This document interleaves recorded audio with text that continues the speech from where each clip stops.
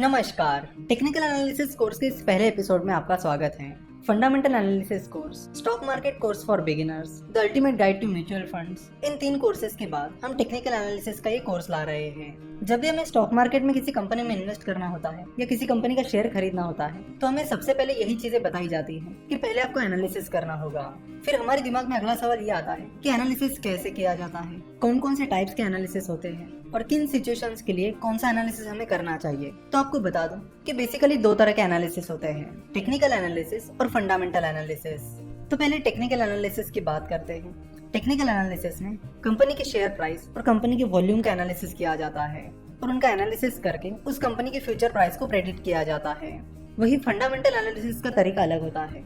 जिन लोगों ने fundamental analysis का कोर्स किया है उन्हें फंडामेंटल एनालिसिस की डिटेल जानकारी मिल गई होगी। फिर भी जिन लोगों को फंडामेंटल एनालिसिस पता नहीं है उनके लिए हम फंडामेंटल एनालिसिस की कुछ बेसिक चीजें रिपीट करते हैं। तो फंडामेंटल एनालिसिस में कंपनी के मैनेजमेंट का एनालिसिस किया जाता है कि कंपनी का मैनेजमेंट कैसा है, उनके एथिक्स कैसे हैं, कंपनी कॉर्पोरेट गवर्नेंस को फॉलो करती है या नहीं करती है।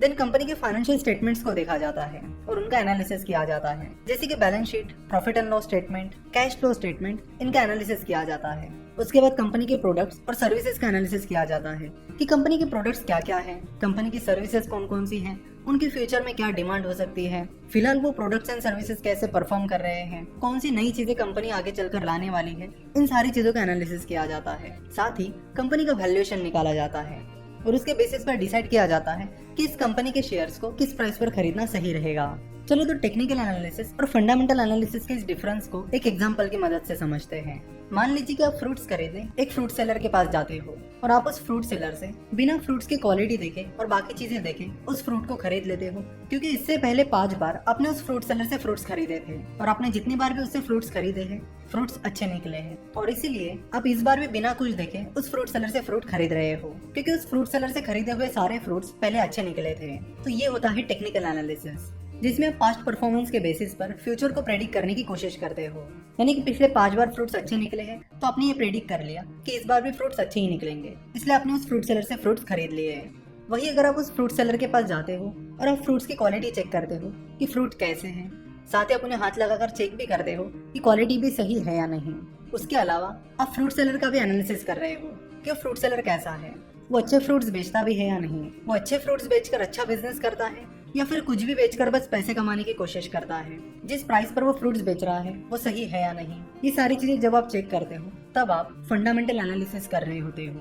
तो इन शॉर्ट टेक्निकल एनालिसिस में शेयर की प्राइस और वॉल्यूम का डिटेल एनालिसिस करके शेयर की फ्यूचर प्राइस को प्रेडिक्ट किया जाता है, यानी पास्ट परफॉर्मेंस का एनालिसिस करके शेयर की फ्यूचर प्राइस को प्रेडिक्ट किया जाता है।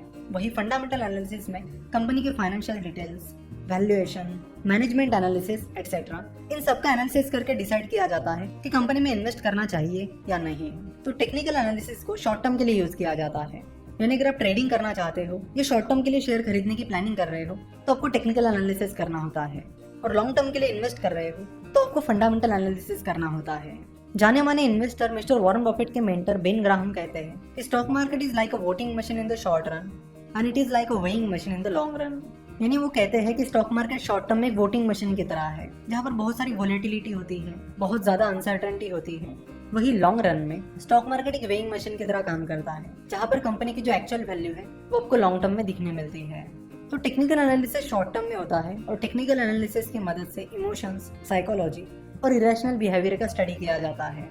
शॉर्ट टर्म में स्टॉक मार्केट में लोग बहुत सारे डिसीजंस इमोशंस के बेसिस पर लेते हैं। कई बार वो अपना इरेशनल बिहेवियर दिखाते हैं जिसकी वजह से शेयर प्राइस ऊपर नीचे दौड़ती रहती है। जैसे कि आपको बता दूं कि जब ब्रिटेन में ब्रेक्जिट की बातें चल रही थी तब इंडियन मार्केट बहुत गिरने लगा था।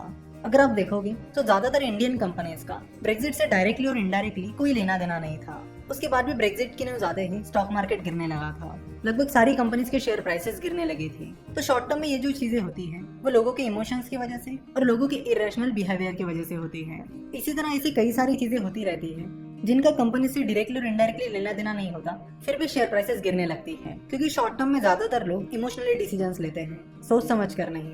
तो टेक्निकल एनालिसिस इमोशंस और इरेशनल बिहेवियर का स्टडी करती है और हिस्ट्री के बेसिस पर फ्यूचर का प्रेडिक्शन करती है। चलो तो टेक्निकल एनालिसिस को कुछ और एग्जांपल्स की मदद से समझते हैं।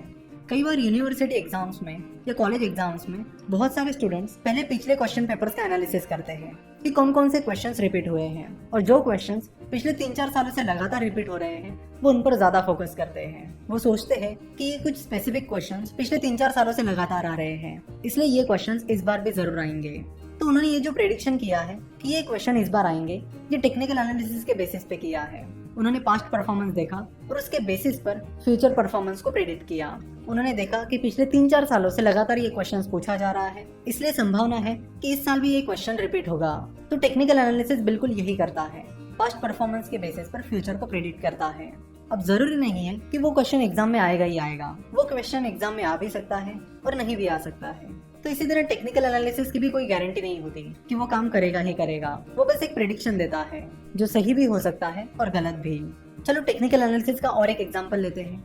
हम सभी का एक दोस्त ऐसा होता ही है जो बोलता है कि मैं 10 मिनट में आ रहा हूँ और फिर आधे घंटे बाद आ जाता है।